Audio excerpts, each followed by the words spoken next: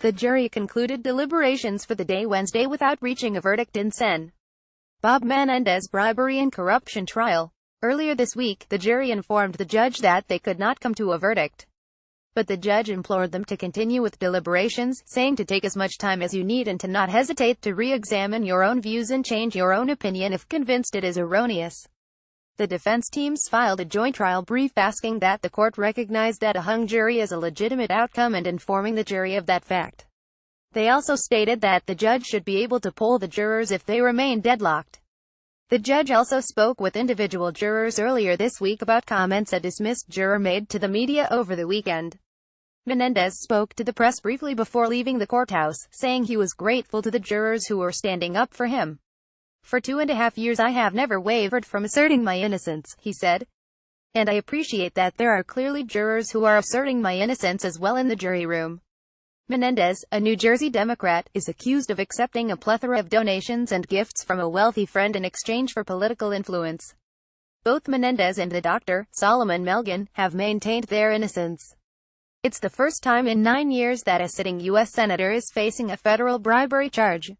What is Menendez accused of? Menendez, 63, accepted an abundance of campaign donations, gifts and vacations from Solomon Melgen, a Florida ophthalmologist.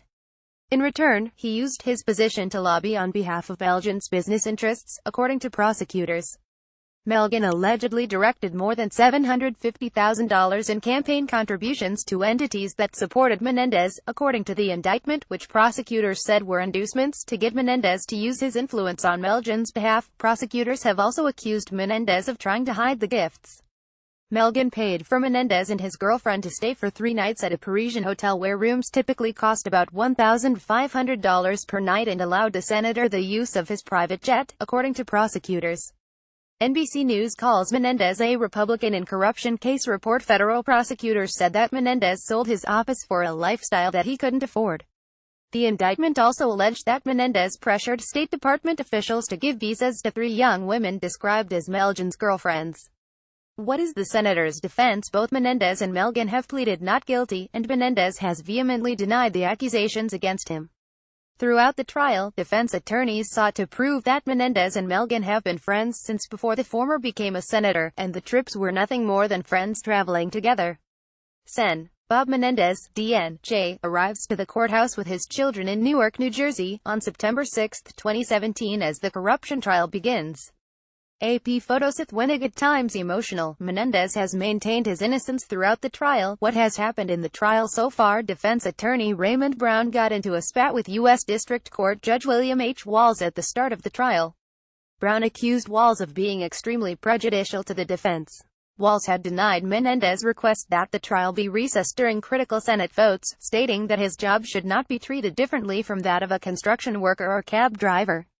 Menendez's case may impact votes. The trial has also focused on a meeting former Senate Majority Leader Harry Reid, DNEV, set up with Menendez and former Health and Human Services Secretary Kathleen Sebelius to discuss a nearly $9 million Medicaid billing dispute.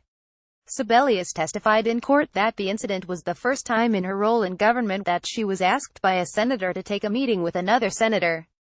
She said that Melgen wasn't specifically mentioned in the meeting but that she assumed his case was the topic. Prosecutors didn't call Reid to testify before it rested its case on October 11. Walz declined to throw the case out despite the defense's objections that the accusations against Menendez didn't fit the narrow definition of bribery that was a result of a 2016 Supreme Court decision. Menendez also had a little help from his friends.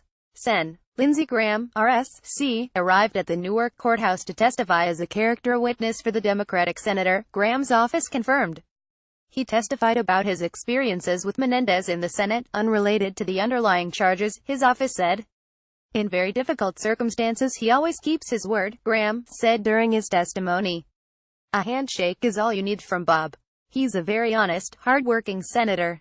Sen. Cory Booker, DNJ, has also appeared in support of Menendez. Menendez was also emotional when he was asked by reporters about his colleagues' support. Is there anything else to know about Solomon Melgen? Melgen, 63, was convicted of 67 counts of healthcare fraud in April in what the Palm Beach Post called one of the biggest Medicare fraud cases in the U.S. During that case, prosecutors argued that Melgen, who was born in the Dominican Republic, robbed Medicare of as much as $105 million, according to the newspaper. His sentencing has been delayed until after this trial. Florida ophthalmologist Solomon Melgen is accused of giving Sen. Bob Menendez, DNJ, gifts in exchange for help with his personal and financial dealings. Reuters. Eduardo Munoz. What to know about the New Jersey gubernatorial race? Aside from Menendez, Melgen has given significant amounts of money to a variety of Democratic lawmakers, according to public records. What happens if Menendez is convicted? If Menendez is convicted and goes to prison, Gov. Chris Christie, RNJ, would pick a replacement. That prospect is troublesome for Democrats, who fear that Christie would pick a Republican to fill the Senate seat, giving the GOP an additional edge for legislative fights. Vice President Mike Pence has said that it would be altogether inappropriate and wrong for a convicted felon to remain in the Senate. However, he said it would be a decision left up to the Senate if Menendez didn't resign. Menendez is up for re-election next year. He was selected to replace former Gov. John Corzine, DNJ, in the Senate in 2005. The most serious charges against the two men carry a maximum 20-year prison sentence. Fox News. Tara Prindiville and the Associated Press contributed to this report.